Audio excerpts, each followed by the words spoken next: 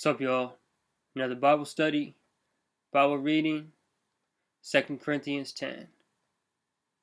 Now I, Paul, myself urge you, by the meekness and gentleness of Christ, I who am meek when face to face with you, but bold toward you when absent. I ask that when I am present, I need not to be bold with the confidence with which I propose to be courageous against some who regard us as if we walked according to the flesh. See, he was gentle and meek, and I I guess shy in a way, when he was with them in person. Well, he was kind of courageous and fierce in his letters.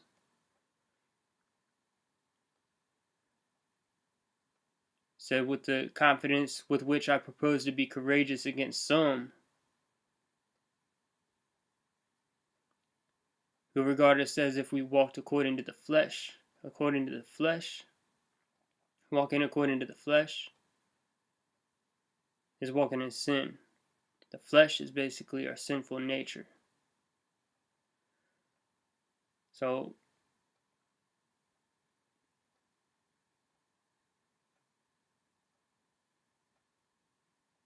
he's asking them that he doesn't have to be like that with them, doesn't have to be like courageous and bold and fierce with them in person like he is with some people that claim that they walk according to the flesh. For if we walk according to the flesh,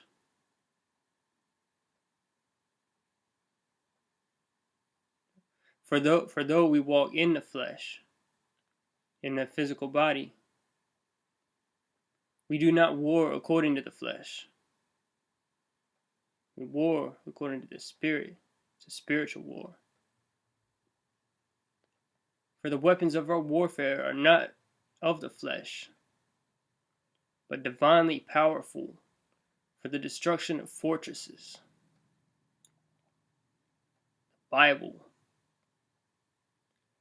that's the sword of the Spirit.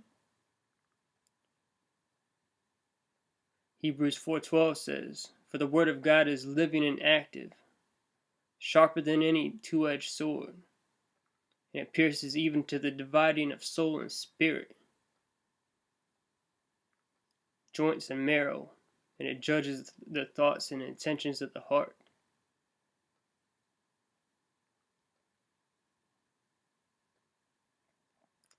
We are destroying speculations and every lofty thing raised up against the knowledge of God. Destroying all speculations, anyone speaking against the truth of God, the truth of the gospel. They're destroying that with the weapons of spiritual war. The word of God, destroying that with the word of God, the sword of the Spirit. And we were taking every thought captive to the obedience of Christ. See, Jesus taught us that we can sin in our mind, sin with our thoughts.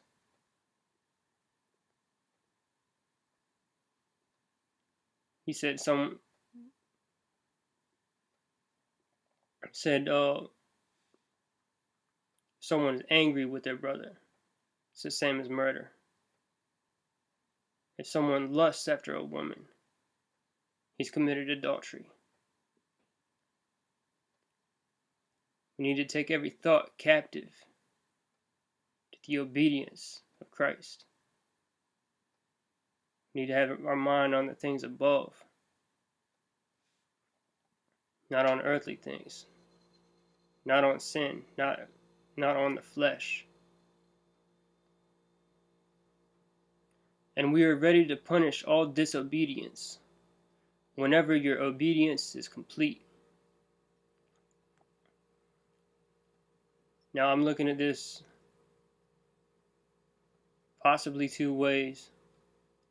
Whenever your obedience is complete, you're ready to punish all disobedience. Kind of like when Jesus said, don't try to take the splinter out of your brother's eye. If you have a beam of wood in your own eye, once you get that beam out, then you can take the splinter out of your brother's eye. Or whenever your obedience is complete, whenever we're in our glorified bodies and come back, that's when we're ready to punish all the disobedience, all the disobedient, all the sinners, the wicked of this world. I'm not exactly sure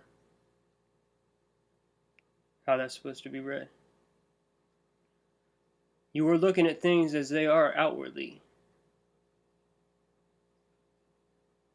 based on that next verse, that next line. Probably the first way I said it. Take the beam out of your own eye, then you can take the splinter out of your brother's eye.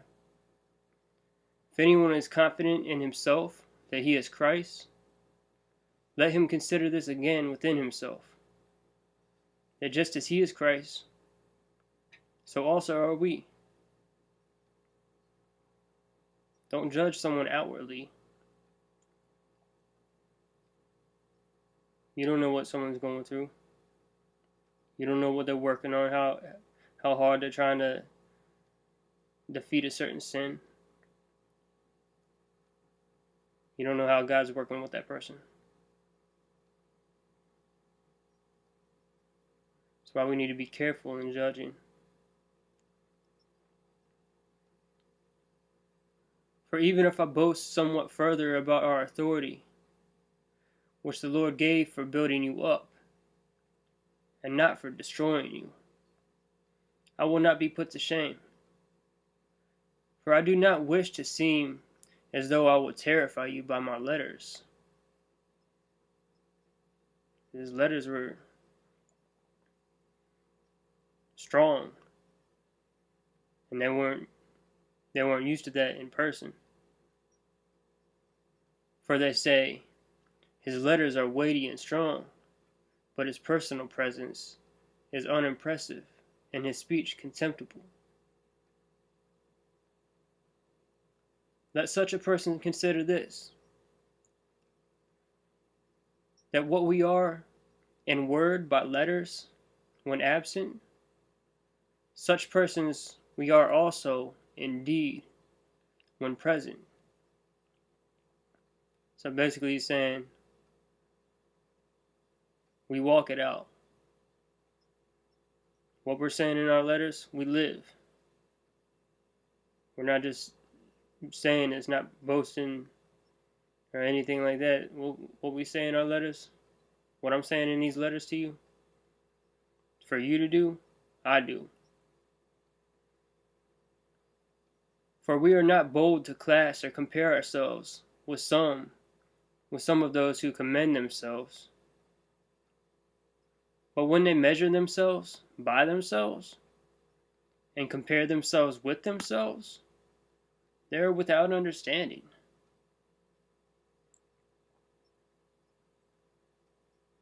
But we will not boast beyond our measure, beyond what was given them from God to do.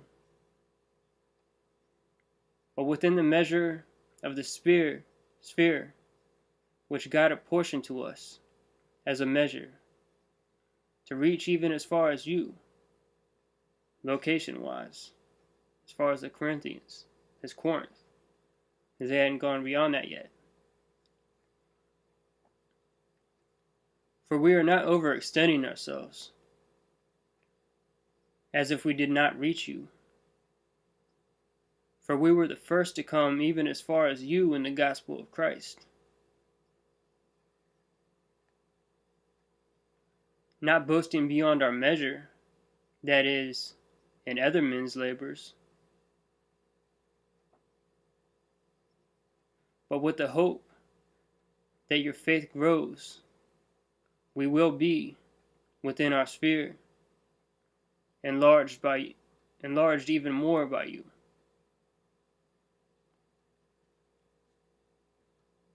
Saying he hopes that their workings with them, that he can edify them and spread the gospel throughout Corinth and beyond that, so as to preach the gospel, like I just said, even to the regions beyond you, and not to boast in what has been accomplished in the sphere of another. But he who boasts is to boast in the Lord. And that's a quote from Jeremiah. And it says, he who boasts should boast that he knows and understands me, Yahweh, God. And none of this boasting that Paul is talking about is arrogance at all. Not boasting. He's not boasting in himself. He would go and tell the other people he was preaching to, like, yeah, the Corinthians, they're like, this many people are believing, like they're really building up in the faith, like boasting in the glory of the Lord, boasting for the glory of God. It's all for the glory of God. God hates pride. So Paul wasn't boasting in himself. And you can tell that by this last line right here. For it is not he who commends himself that is approved, but he whom the Lord commends. And that's the end of 2 Corinthians 10. May God bless you guys.